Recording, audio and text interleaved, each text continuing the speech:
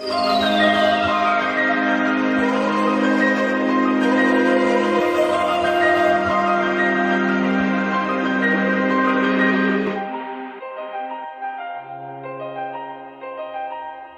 a world where hurricanes and heat waves wreak havoc.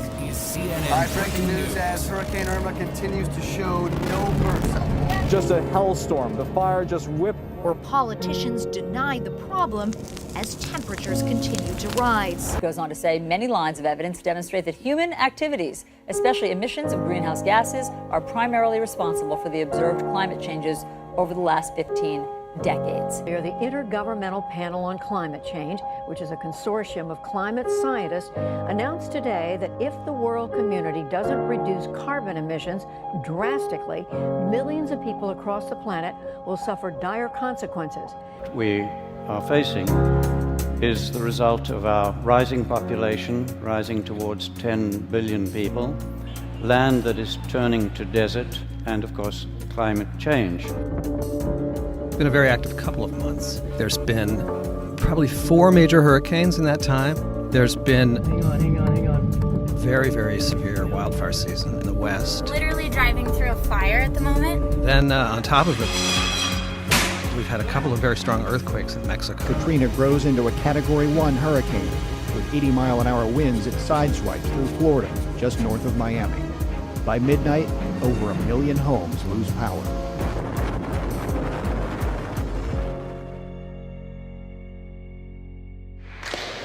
In October 2018, the UN Panel on Climate Change announced that the worst-case scenarios are happening now.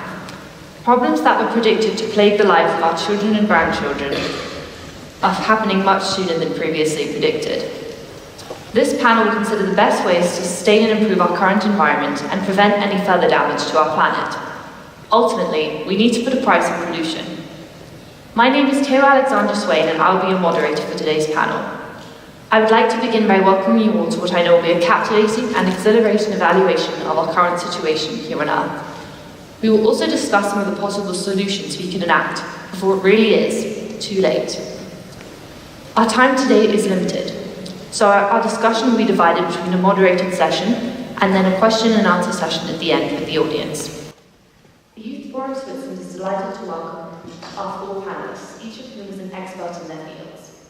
I am joined here today by Mr. Simon Glover, who works for General Electric Power and is involved in generation projects around the world, supplying equipment to nuclear power plants. The company is concerned with both nuclear power and fossil fuels. Beside him sits Océane, who is the founder of Futures for Climate, which aims to provide a voice for young people and develops activists for climate action and climate protection. She is also the co-founder of SPN Switzerland, which aims to create a link between scientists and politicians discussing climate change and climate action. Beside her is Marie-Claire Graf, who is involved in the Swiss Youth for Climate, which is a youth constituency which aims to raise awareness amongst young people, hosting worldwide collaboration with youth and promoting global mobilization. Finally, at the end, we have Mr. Marc Buckley, who is a member of the expert network at the World Economic Forum in the areas of social innovation, climate change, agriculture, and the food and beverage industry. Thank you all for coming. Let's give a round of applause.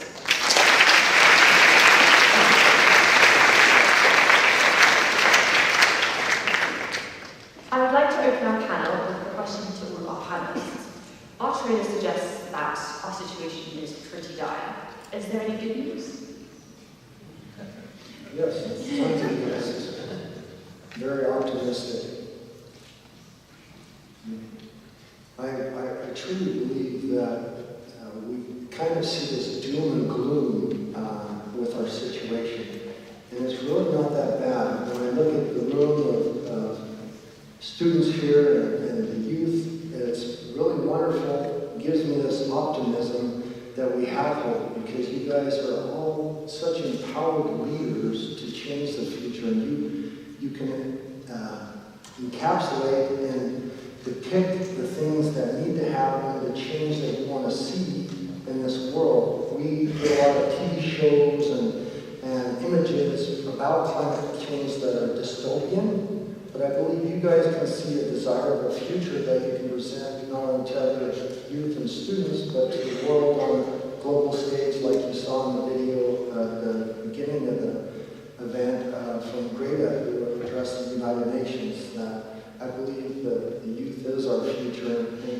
us with these innovations and good outcomes. So I'm very optimistic.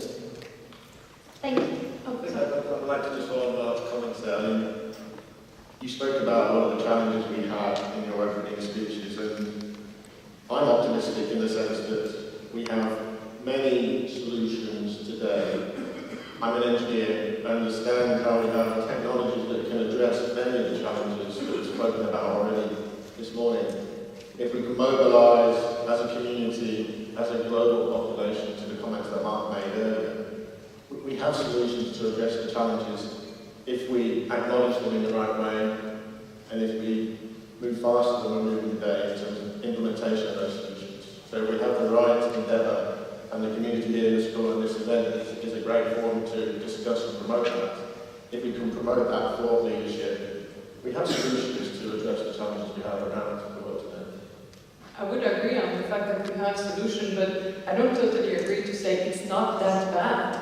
It's actually really pretty bad. It is, but it's important to acknowledge it, face it, and then take the actions that are needed to answer those challenges. Because I don't believe that's dystopian, that is our present. Those dystopian is our present, yeah, okay. So if, yeah, it is, so that that's why I don't believe in the fact that, oh, it's not that bad, we're on track. No, we're not on track. We're nothing but on track. But solutions exist. I think technology, it's true, there are technologies that already exist. Technology is not all. We also need to change the way we approach technology, the way we approach our own lives, our own society, and how we want to be together, and how we want to make sure we have a sustainable future. Yeah, to follow up, I am an optimist by heart. You have to also be realist, and that's the reality we face. As Océane said, we are not on track, and we will not be on track if we just continue how we are doing things. But I have a lot of trust in young people because we can see worldwide movements coming from very young people who know what they're talking about. We can also see them moving to a national level, so they really demand national government, but you can also see them on an international level, really urging the UN and other international entities. So I guess I really hope that young people can have understood the urgency we have, and then now we can move to the actions. I have to admit, after seeing our trailer, I'm a bit of a skeptic still. Do you think that we'll be able to meet the long-term United Nations climate change Paris Agreement of limiting the increase to 1.5 degrees for our emissions? And if so, what do you think are the most essential steps we need to take in order to do so? Perhaps. Yeah, should I start? I think it's going to be tough for the 1.5. But we still know we have a window of opportunity, but this window is now, and it's closing really fast. So we can do it, but actions need to be bold and immediate. I think the energy sector, and probably we'll come to it since we have an expert with us on the panel, this is one of the very important change that needs to happen. We need to transfer our energy sector. We need to go to carbon neutrality. This is not an option, and this is not a question of when are we going to do that in 50 years or something. It needs to happen now. And what it concretely means is that we need to stop investing in infrastructure, in fossil fuels infrastructures that need 20 to 40 years to be to make those investments actually useful and that they bring money. So investment that we make now, money that we decide now to invest, have impacts in 20 and 40 years. And if we want to transform the energy sector, we need to do it now, and it has to happen very quickly. I think the food sector is also an extremely important aspect. Industrialization of agriculture has brought a lot of solutions on one hand, but a lot of other problems on the others, and we need to change the way we do. And finally, I would finish on this point. There are many aspects we could mention, and I'm sure my colleagues here will do.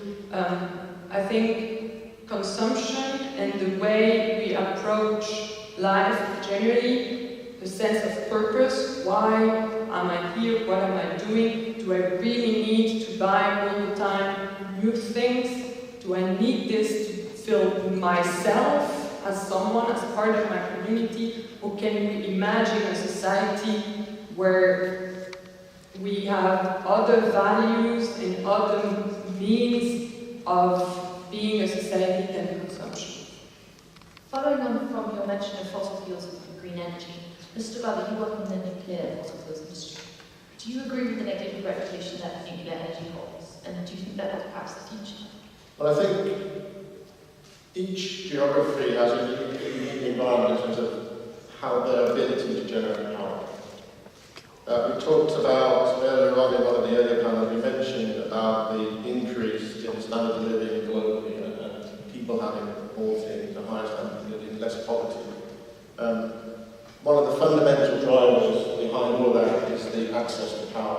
I know we've got other discussions later today in terms of bringing the energy for people, generates power, generates education, generates life, a better standard of living. So you have to take each geography uniquely in terms of what the solution is. We have many countries that depend on fossil power today. So, for example, just take that exact point. There are many advocates are saying we should shut those power stations down and reduce the emissions. But then there needs to be a more complex system to the model that Marc described earlier. There needs to be a replacement, and it can't be just stop fossil or stop nuclear or stop gas. There needs to be an integrated solution, and that really needs to be driven through legislation, through cross-United Nations type discussions, where climate doesn't respect country borders, it doesn't respect creed, colour, as we said before. That's where these types of forums, these discussions are so important to drive towards a common goal, a common objective, and a set of legislation that can help us drive towards a common way. So, for example, take a country like Poland. So we have the COP24 in Poland, and those of you who saw that just before Christmas. A really big challenge for Poland is the vast majority of its power is generated by fossil fuels. It has that natural resource. Now, what I am involved in is, it's not a case, let's say, just shutting those power plants down. If you starve the population of the energy, what we replace them with. Yes, I agree with Océane's comments in terms of we should be investing more in our renewable sources, and I'm partly involved in that. But we also should invest in making our existing equipment more efficient to reduce emissions. You can't just simply shut it down. So when I spoke about technology, we have equipment that we could place in existing fossil power plant generating equipment that would remove the vast majority of the emissions. If the right legislation is put in place to drive power plant owners and government utility owners to do that, we can make a big impact on the fossil fuel generated emissions. I'm a big advocate for nuclear power. It is completely carbon free. I was interested to see the statistics we put on the board this morning in terms of how each country was performing against a clean power generation plan. I think was the item. Sweden was top of that list, I think. The reason Sweden is top of that list is because we're predominantly using nuclear power generation, which certainly makes a good contribution in terms of reducing the climate impact. I want to just say two things real quick to that. There's no quick fix or magic bullet, so it is very complex. That's why I wanted you to be clear of that. But let's take one example in the fossil fuel industry. If you were to just immediately shut down all the existing coal plants, there becomes a lot of environmental impacts just in stopping or shutting those down. Yeah, we stop reducing carbon emissions, but then we have some other problems. Like some of these coal facilities have to have water pumped into them continually, and I'm talking millions of hectoliters of water that have to be pumped in these facilities, and energy pumped into those just so that there's not some major catastrophes that occur through that. And that's just one aspect of one small portion of the fossil fuel industry. And so it's easy to say, let's just stop and go off, but we need to think of the full system, what's all involved in that. And And I was also at COP24 in Katowice, and thought it was pretty funny that the coal, there was actual coal on the COP floor, and the things there was kind of almost sad to see that people are holding on to this long tradition of coal mining and those jobs, but it affects a whole region, a whole culture, a whole economics. And so we need to make sure that before we stop and reverse, we need to think of another system that replaces that.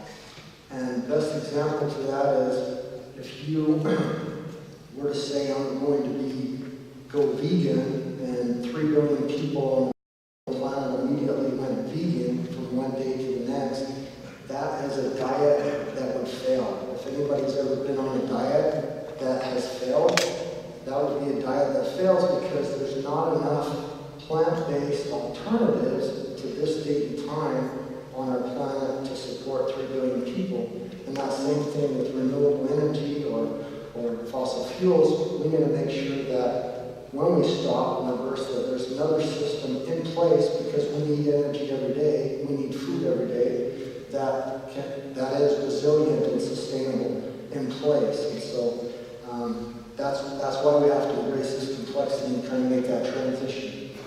Maybe quickly, I didn't want to say that it's easy. It's certainly not easy, and it's even more difficult for some part of the world, for some countries, definitely. But if we look at the picture, even countries that have the financial means, that have the technological means, they're not doing it.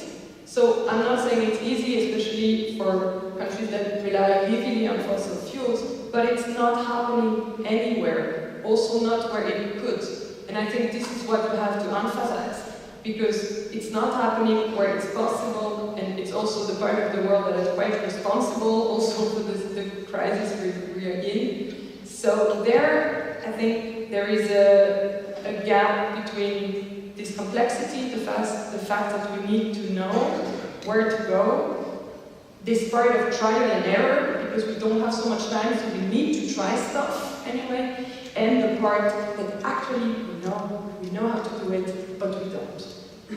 Maybe it's also the perspective we have on the future, so not to see climate change and how we have to develop our system as a kind of barrier or limitation, but see it as an opportunity for all of us. Not only, we had the SDGs this morning, not only to act on climate and try to limit the bad effects of climate change, but it's also about all the other SDGs you saw about gender equality, about no poverty, no hunger. So it can also support other goals, and I guess that's very important to see climate change or the fight behalf against climate change as an opportunity, and also act accordingly. So don't see it as a limitation, but yeah, we have to change drastically. We have to change the system. But if you see most of our plants we actually grow on the planet, we are never eating them, because either it's wasted or animals eat them. So there are solutions, and they are actually not that hard to achieve. There are easier solutions, of course, we have to change the whole system. But we have all the solutions, we have all the facts, it's only about the implementation. We don't need any time more to invest in research, what we need, because we have all of them. And Ms. Graf, who do you think is responsible for taking action? Government organizations, individuals, corporations? So there is no one alone responsible to take action. It's all of us who have to take action. So I would start with all of you, all of us. We all together are part of society, so we have all to act. And I guess there are only two things you have to do. It's one, first, you have to drastically reduce your personal footprint. So, because we had like this morning the planets, so we all use 3 to 4 planets. And if you actually include the whole consumption, which is not produced here, it would be even more, so up to 6 planets. So first is really like reduce your personal footprint, and there are other ways how you can do it. Change your eating habits, but it's also about traveling, so not flying, rather take trains. It's also about consumption in general, don't buy all kinds of things, sharing it, fixing it, repairing it, do it yourself. It's also about how you can vote, you can actually change political systems, so it goes the government cannot do anything if we are not actually also demanding them. So it's not the top-down system we have, especially here in Switzerland. So it's about us to demand government, local, national. But it's also about the corporations. But for them it's rather hard because our current system, the capitalist system we have, is based on revenue. So there are certain limitations for businesses, how they can really act, which is actually quite sad, that if they want to really be sustainable, this is not possible. There's actually quite, they made hairbrushes, and they were actually so good that if you buy one, you will never ever have to buy another one, because they will be here forever. So this is would be a very sustainable solution, but it's not fit our current economic system. But this is a whole other topic. I guess there are really two things you can do. Is first, decrease your own footprint, and the second thing is increase your handprint. And with handprint, you mean do actions which go outside of yourself. So have an impact on your friends, on your family, on your school, what you are doing here now, organize such an event, but also go out to your community, speak to others, speak to business, speak to government representatives, speak to the UN. There are a lot of possibilities to advise. Well, thank you everyone for your enriching contributions. I would now like to open the discussion to the audience. You now have a 5-minute break to generate questions. If you would like to ask them in person, that's also okay. However, we do have the Twitter hashtag YFS2019, which you can also post. Please do not leave the room, but we do encourage you to engage in conversation. I believe we have an initial question from Ronnie Adam. What do you as individuals do to reduce your carbon footprint and live more sustainable lives? Okay, maybe I went by train to the climate conference, where you were as well, and I guess this is one way you can do it. I changed my diet, but I also changed my activism, so I use my free time to be active, to spend my time on making schools more sustainable, inspire other people. I guess there are different ways you can do it. I also decided to put my money to a bank which is investing only in based on sustainable investments, so that my money is not going to any fossil fuel infrastructure. I also use my books and my political rights to get active, maybe heard about the climate rights. So there are a lot of ways how you can be active, and that's how I try to make my contribution to it. From my personal point of view, in my personal life, it's all about reducing consumption. That's what I concentrate on. I'm particularly concerned about things like the amount of packaging we have around food products and other products, where it's amazing how many layers of packaging you take off to get to the actual things, etc. For me, that's something that we can all do in terms of our impact, in terms of our consuming habits. In my job, 24 hours per day, is about improving the efficiency of our power production. And whatever type of fuel we're using to generate that power, every point of efficiency reduces the emissions levels. Some of that is what Marc talked about earlier in terms of the case of going slower rather than going reverse, but I feel confident in myself in terms of that's at least stemming the tide, maybe not going reverse. I personally do carbon offsetting. I also have a bigger carbon footprint than most people here because I speak all over the world, not only for the UN but the World Economic Forum. But I try to reach large, impactful audiences. So when I received the invitation from Heather to speak here, my first question was, do you guys do carbon offsetting? Do you follow the ISO 2012-1 standard for sustainable events? Do you use reusable glasses, silverware, plates? Do you do composting?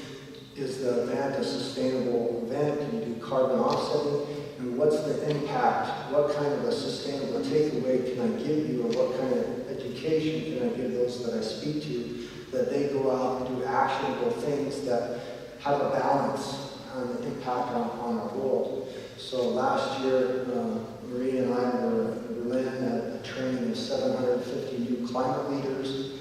Out of those climate leaders just last year, 6 of them that I personally invited to the thing and mentored have gone on to become mentors and held their own climate presentations and events. And they're taking their carbon footprint or negative or balancing that through divesting of their own things, but they're also educating other people with the knowledge and tools to go out and do actionable things to reduce or mitigate the impact. And then personally, when I'm home, I eat plant-based, and I do a lot of other things with my companies to reduce the carbon footprint, to provide people with a renewable, resilient way of doing business sustainably. So those are some things that I guess if I don't answer, you will all think that I don't do anything. So I'll also answer quickly this question. I also changed the way I'm traveling. I only travel by train if I'm traveling in Europe. And I eat less meat, definitely. I changed bank for that investment that I made with my money, or the vote that I gave as someone that is in the bank is done for sustainable investments. But also I think a good things to do, and for me at least it helped a lot, I tried to stop for a while. I tried to take time to just stop and reflect on the way I live and what I do. Because part of the difficulty is that we're running all the time. You don't have time, so you buy a sandwich really quickly to eat. You don't have time to do this. You don't, because our lives are really going quick. And I think to stop and to think about, do I really need this? Does that make me happy?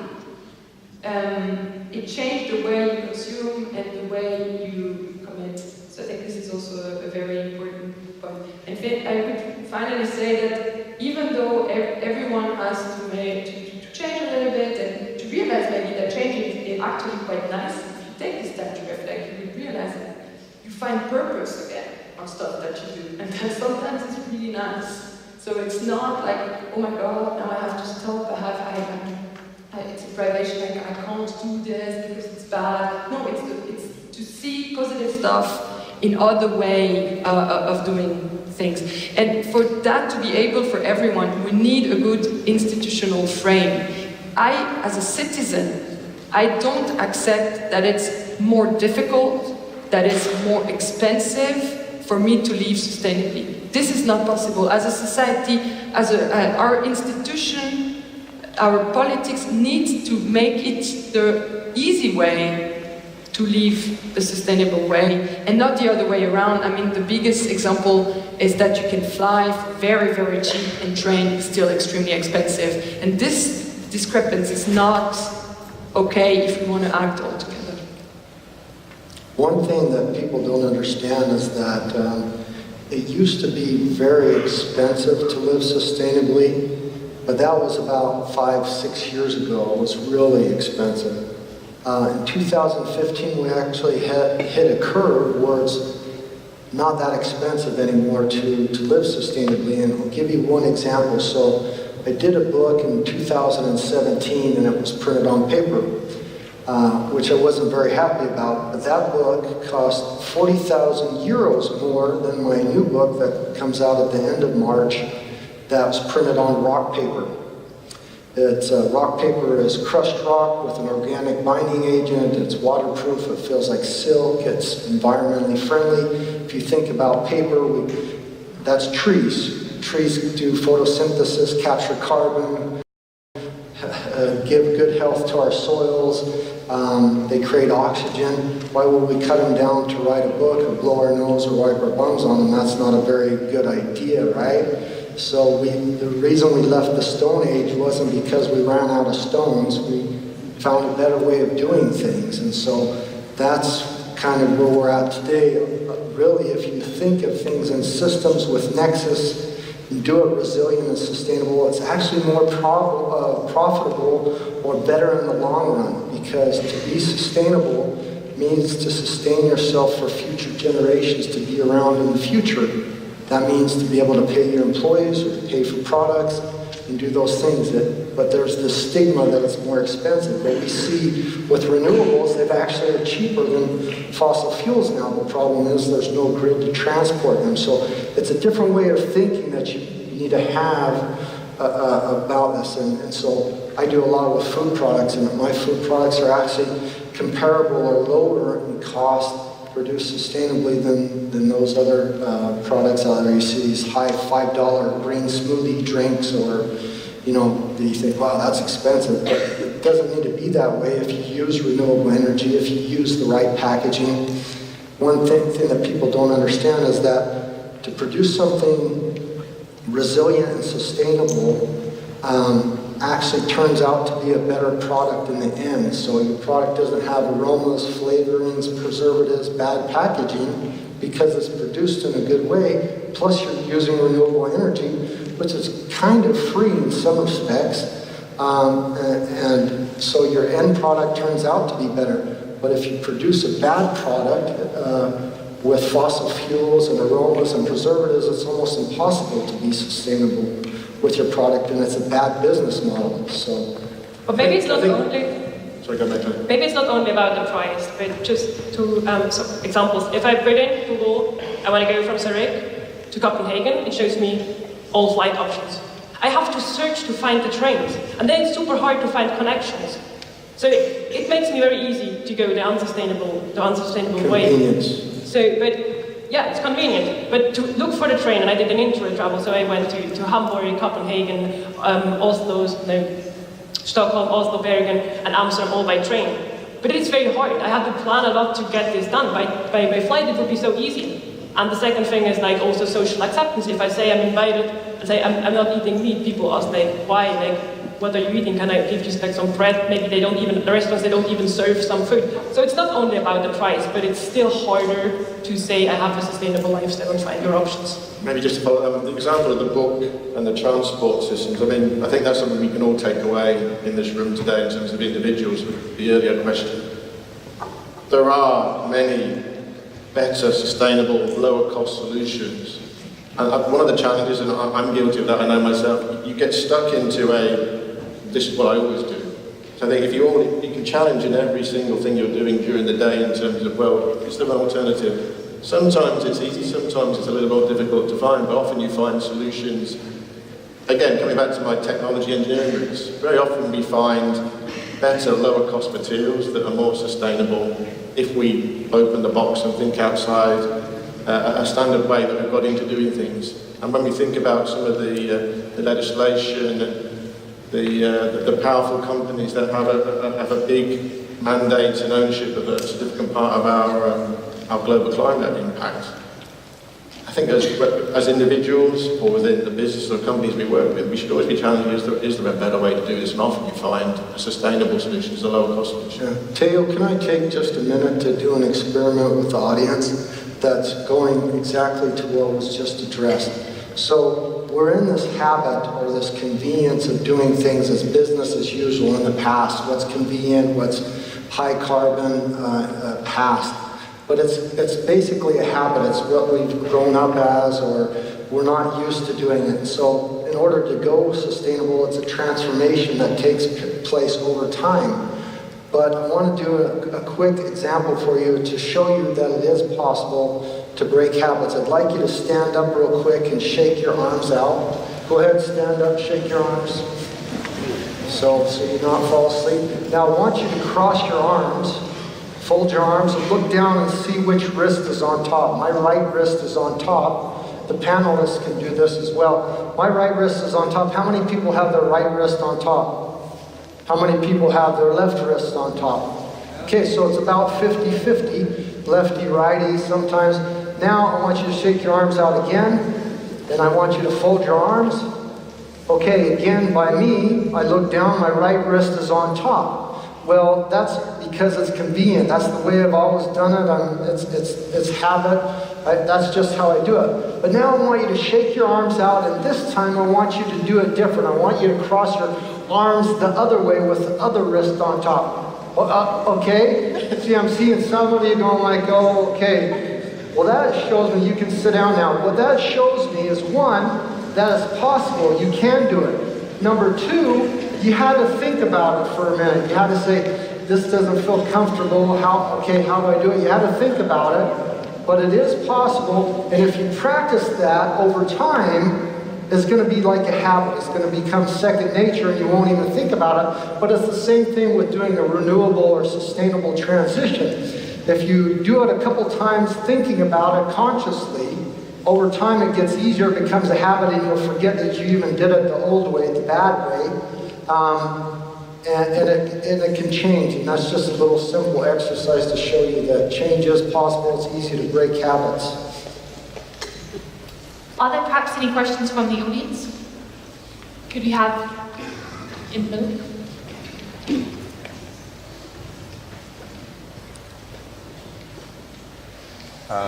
Mr. Buckley, during the introduction presentation, you mentioned that one of the top ways to reduce CO2 emissions is to empower women in government.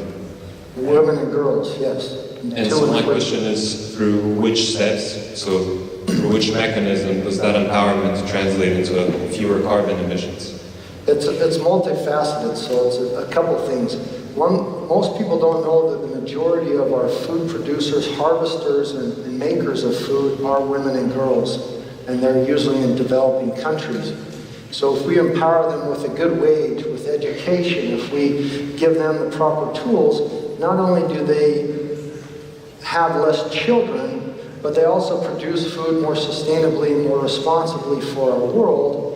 But that empowerment of their social change, by giving them education, giving them a better wage, by giving them equality in their life, has a ripple effect on the world, which has a big carbon impact on not only on food, but many other ways.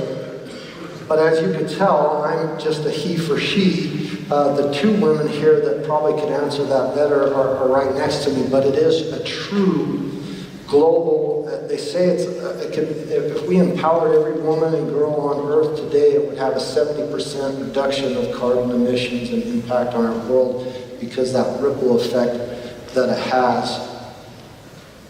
Yeah, it's the case that still a lot of women in developing countries decide where the money is going, and it's also shown that if a mother has good education, she will have less kids, but will empower them more, will invest more in their well-being and more in their education.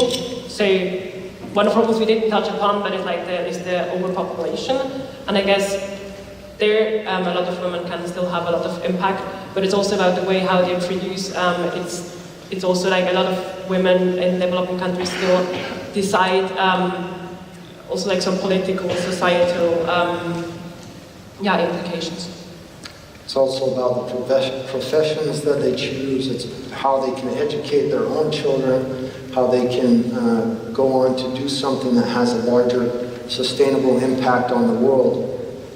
Education is a real powerful tool to reduce greenhouse gas emissions, carbon emissions, but also population, poverty, all sorts of things. One just has to be careful not to mix. I totally agree with what you say, empower women and the impact that it can be, that it can have on the transformation. But empowering women and girls doesn't mean that women and girls have more responsibilities. This is quite important also to act, because actually we talked a lot about developing countries, but if we looked at our countries, the Western world, then it's much more men that decide. There are men that are at the head of big companies, and the systems is majority dominated by men. So yes, empower women. So maybe also in our society, so we have also more women that take part in the decisions and that commit and that have the possibilities to get involved. But let's be very clear, the responsibility is totally shared, if not even a bit reversed.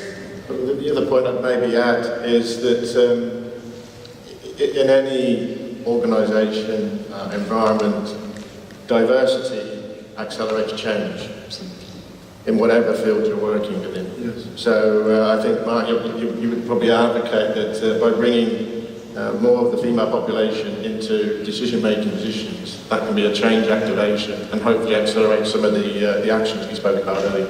It's really an exponential activation and change that happens because there's a whole different dynamic on how women treat and see the world different than male, that they've just done studies on, that really makes for a better working environment, makes for a better social good for the world. And so it's really important that we empower women and girls in every country. We tend to have this Western view, world view, but really the majority of population and people are in developing countries. So we're the fortunate few to live in the Western or developed country, but the majority of population and women and girls is in developing countries, and I'm not talking millions, I'm talking billions. So. Well, thank you very much. That is all we have time for today, I'm afraid. We hope that this panel has inspired you to get engaged with the actions of climate action and climate protection. Thank you for being so engaged, and a massive round of applause and thank you to all.